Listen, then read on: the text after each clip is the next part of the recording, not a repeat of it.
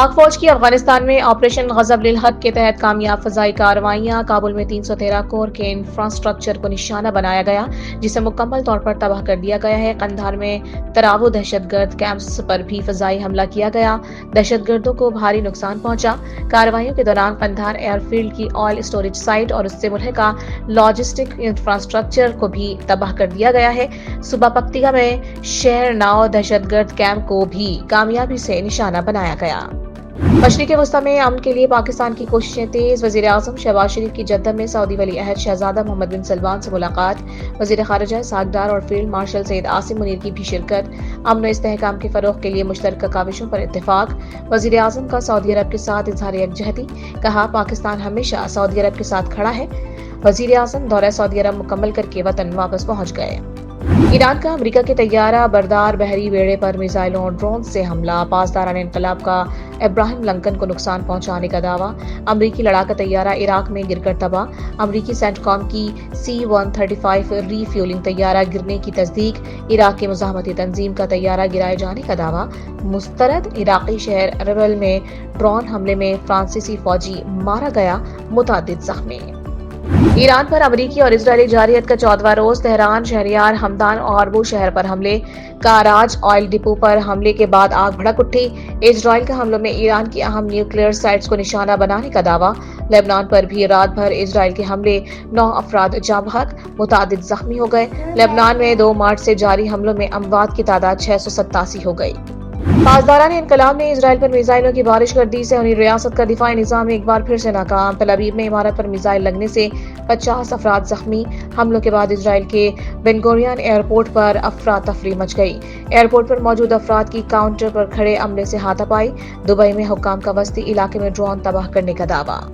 ایران کے نئے supreme leader Mujtaba خامنہ ای کا شہداء کے خون کا بدلہ لینے کا اعلان، کہا شہداء کے خون کے بدلے کے حق سے دستبردار نہیں ہوں گے، آبنائے حرمز بند رہے گا، عوام یکجہتی سے دشمن کو شکست دیں گے۔ مجتبیٰ خامنہ ای نے آڈیو پیغام میں کہا، دشمن ایرانی عوام کو نشانہ بنا رہے ہیں، ہم پڑوسیوں سے دوستانہ روابط پر یقین رکھتے ہیں، مشرق وسطی سے امریکی اڈے بند کیے جائیں۔ ٹرمپ نے ایران کو بدی کی سلطنت قرار دے دیا، کہا ایران کو ایٹمی ہتھیار حاصل نہیں کرنے دوں گا، ایران کے خلاف جنگ جیت چکے، جلد نکلنا نہیں چاہتے۔ امریکی صدر ڈونلڈ ٹرمپ کا کینٹکی میں ریلی سے خطاب، کہا یہ جنگ پہلے ہی گھنٹے میں جیت لی تھی، جب تک ہمارا مقصد پورا نہیں ہو جاتا ایران سے نہیں جائیں گے۔ تیل کی بڑھتی ہوئی قیمتوں سے زیادہ اہم مسئلہ ایران کو جوہری ہتھیار حاصل کرنے سے روکنا ہے۔ شہید ایرانی سپریم لیڈر علی خامنہ ای کی اہلیہ زندہ ہیں، ایرانی میڈیا کا دعویٰ۔ پاسداران انقلاب کی منصورہ خجستہ باقرزادہ سے منسوب خبر کی تصدیق۔ ایرانی ٹی وی کے مطابق سپریم لیڈر کی اہلیہ منصورہ خجستہ باقرزادہ امریکی حملے میں شہید نہیں ہوئی بلکہ شدید زخمی ہوئی تھیں۔ روس نے ایران پر امریکی اور اسرائیلی حملوں کو غیر ذمہ دارانہ قرار دے دیا، ترجمان روسی وزارت خارجہ کا صورتحال پر گہری تشویش کا اظہار، کہا حملوں میں ایران کے بوشہر نیوکلیئر پاور پلانٹ کو خطرہ لاحق ہے، عالمی جوہری توانائی ایجنسی سے صورتحال کا غیر جانبدار اور تکنیکی جائزہ لینے کا مطالبہ۔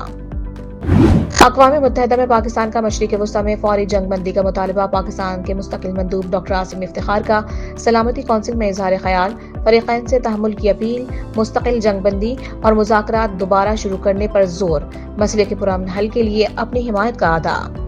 ایران کے ساتھ جنگ کے باعث تیل کی بڑھتی قیمتوں پر امریکہ بھی پریشان، اسٹریٹجک ذخائر سے 172 ملین بیرل تیل جاری کرنے کا اعلان کر دیا۔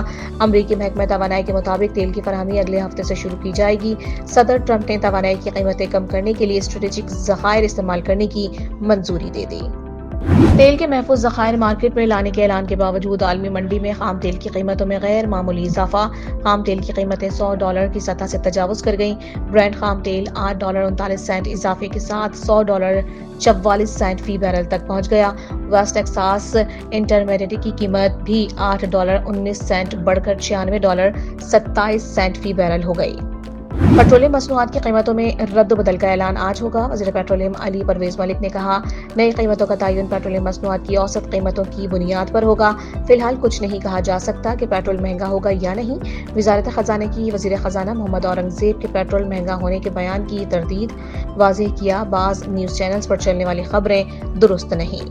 पाकिस्तान स्टॉक एक्सचेंज में आज भी शदीद मंदी। कारोबार के दौरान 1300 से जायद पॉइंट्स की कमी। 100 इंडेक्स 1,54,000 की नफसियाती हद खो बैठा। एशिया मार्केट्स में मंदी का रुझान। जापान का निकाई इंडेक्स 1.32% तक गिर गया। जनूबी कोरिया और हांगकांग में भी मंदी। पाकिस्तान से मशरिक वस्ता के लिए मजीद 72 परवाजें मनसूख। 14 दिन में पाकिस्तान से मनसूख परवाजों की तादाद 1811 हो गई। मुतवक्की जुमतुल विदा और यौमुल कुद्स पर इस्लामाबाद में सिक्योरिटी अलर्ट। मुख्तलिफ शहरों को कंटेनर्स लगाकर बंद कर दिया गया। सिंध में आम तातील। कराची में सिक्योरिटी के सख्त तरीन इंतजाम। पंजाब पुलिस भी हाई अलर्ट। सूबे भर में 83,000 से जायद पुलिस अफसरान, एहलकार और कम्युनिटी रजाकार तैनात। गिलगित बल्तिस्तान और आजाद कश्मीर के बाज़ इलाकों में हल्की बारिश मुतवक्किल। कराची समेत सिंध भर में गर्मी बढ़ने का खदशा। कराची का दर्जे हरारत 38 सेंटीग्रेड तक पहुंचने का खदशा। और शाहीनों को बांग्लादेश के खिलाफ वनडे सीरीज बचाने का चैलेंज दरपेश। पाकिस्तान और बांग्लादेश दूसरे वनडे में मद्दे मुकाबिल 3 मैचों की सीरीज में मेजबान टीम को 1-0 की बढ़तरी हासिल। पहले मैच में बांग्लादेश ने पाकिस्तान को 8 विकेटों से आउट क्लास किया था।